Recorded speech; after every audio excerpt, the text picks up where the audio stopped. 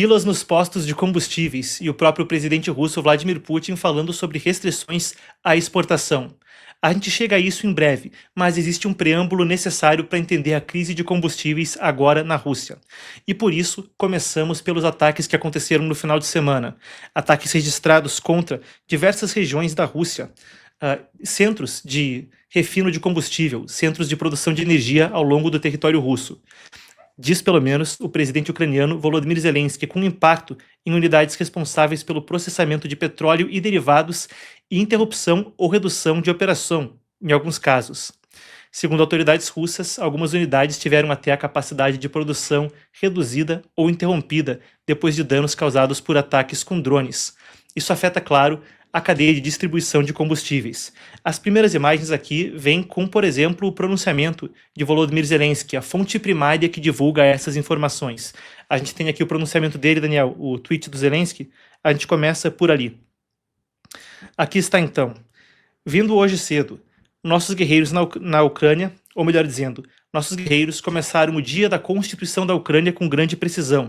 Na noite passada, nossas sanções de longo alcance alcançaram 2 refinarias de petróleo na Rússia.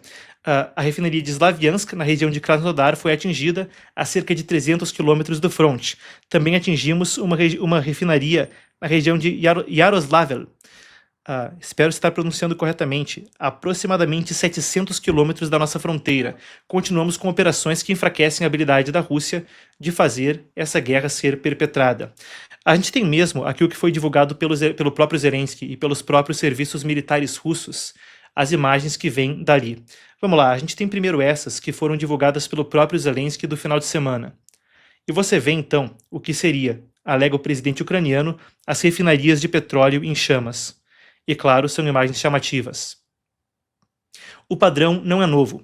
Outras imagens também divulgadas semanas atrás pelo presidente ucraniano eram da região de São Petersburgo, quando, novamente, a energia foi alvo. A distribuição e o refino de petróleo.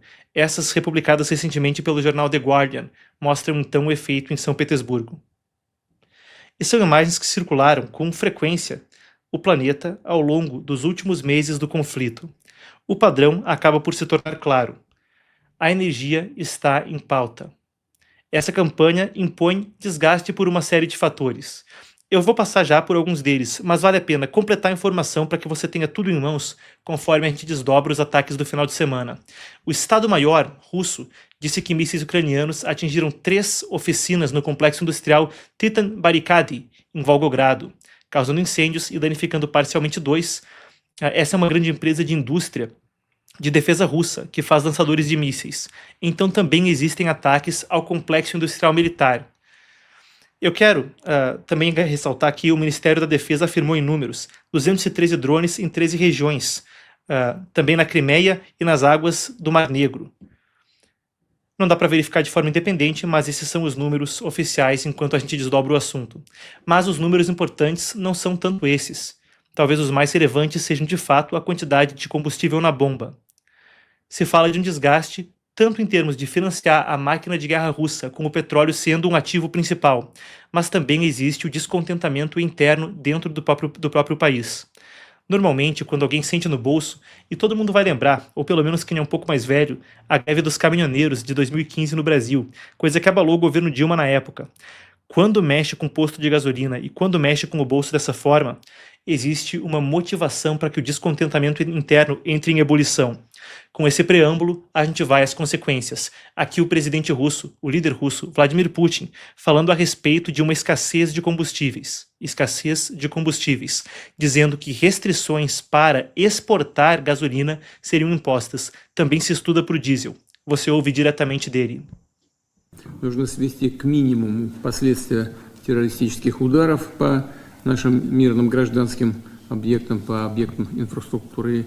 Сегодня в широком составе с участием руководителей ведущих наших энергетических компаний предлагаю рассмотреть дополнительные шаги, которые призваны обеспечить бесперебойное, стабильное снабжение. В интересах отечественных потребителей временно введен полный запрет на экспорт бензина и авиакеросина. Рассматривается необходимость введения полного запрета на экспорт и дизельного топлива. Conforme a gente fala a respeito disso, é uma coisa que vem também a ser sentida no bolso do consumidor. Claro, uma população já desgastada pela guerra, uma que reivindica, segundo as estimativas, milhares ou até dezenas de milhares de vidas de jovens todos os meses, dos dois lados do conflito. Desgaste, desgaste, e aí, desgaste agora com o combustível. A gente tem aqui vindo então de agências de notícias diretamente dentro da Rússia as imagens da própria população em filas. Essas imagens são de Rostov. Cidade de Rostov, também com coisas similares sendo relatadas em Moscou. Primeiro, uma consumidora aí comentando a sua experiência. Vamos lá. Ну, в очереди я первый раз. Как-то нам удавалось проскочить. Бензина нет, дизель есть, и ура. Ликуем, заправляемся. А сейчас вот, наверное, первый раз. Ну, что вообще думаете насчет, что, как дальше, как? Будете ездить так же на машине в очереди стоять? Ну, мысли возникают, что может и пешком на работу начать ходить, благо не... Talvez tenha que começar a caminhar. Tatiana é o nome dessa. Aqui Vladimir, um motoboy no mesmo posto de gasolina. Никак, импровизация каждый день. Больше всего бесит нас, скутеристов. Мне 4 литра залить, 3. А ни меньше, ни больше не могу. А нужно отстоять в очередь вместе со всеми час, полтора, 2. Ради 3 litrów. Aí está então. Muito bem. Existe um fator duplo quando a gente fala a respeito dos ataques a plantas de combustível, ataques a indústrias de refino de petróleo, por exemplo. Por um lado, se fala a respeito de descontentamento interno, um desgaste que existe para a população. Claro que num governo que tem um quê autoritário, como é o caso do governo russo, um governo que segue com o partido Rússia Unida, por um breve período Medvedev governou, mas era o Putin nos bastidores, de fato. Não acho que haja dúvida quanto a isso. Mas mesmo em um governo mão de ferro, esse tipo de desgaste pode acabar por ter impacto. Agora, enquanto por um lado existe o desgaste interno na população, eu quero que a gente prossiga da notícia para análise com dois fatores. Um, o já mencionado, e o segundo, falar a respeito das receitas para a Rússia. A exportação de petróleo e refinados são, por suposto, uma questão que permite que a máquina de guerra continue operando. A gente tem aqui uma estimativa compilada pelo Igor Yuan, que redigiu esse segmento, trouxe as informações da apuração. Então vamos lá. O setor de petróleo e gás permanece um dos principais componentes da arrecadação federal russa.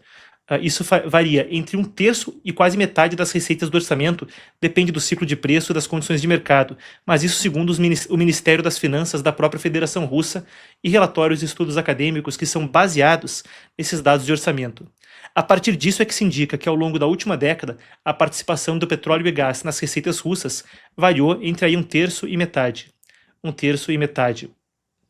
Um estudo, por exemplo, publicado em 2024, disponível no SSOAR, que é um repositório aberto de ciências sociais, um repositório acadêmico que é aberto pelo GESIS, um instituto de Leibniz, basicamente traz uma indicação de que a arrecadação russa continua sensível à dinâmica do setor energético. Bom, a partir dessa informação, ato contínuo se liga ao seguinte. Atualmente, com uma oferta maior de petróleo vindo a partir do trânsito no Estreito de Hormuz, uma queda do Brent, o preço de referência do petróleo, a como estava antes do início da guerra no Irã, e a Rússia com capacidade limitada para a oferta, se tem preços baixos e incapacidade de escoar. Gradualmente se vê como isso vem por desgastar o setor militar russo. Se não tem orçamento para comprar, não vai ter como as coisas prosseguirem no campo de batalha com a pujança de outros momentos do conflito.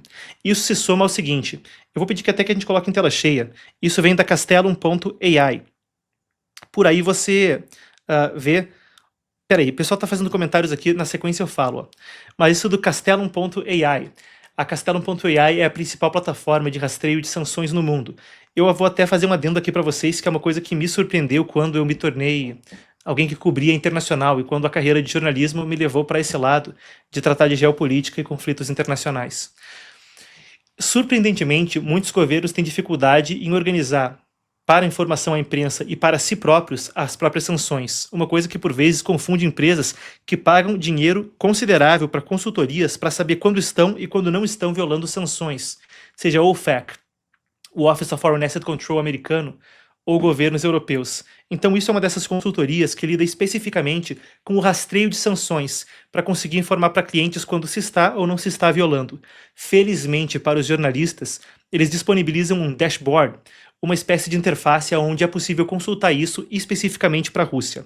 E aí você tem um print da página inicial dessa mesma plataforma, onde se totaliza 26 mil sanções para a Rússia, mais do que 26 mil, né? Coisa de 26.600, 700 sanções para cima da Rússia. É o país mais sancionado em todos os tempos, superando e por muito os usual suspects, os suspeitos comuns: Síria, Coreia do Norte, Irã.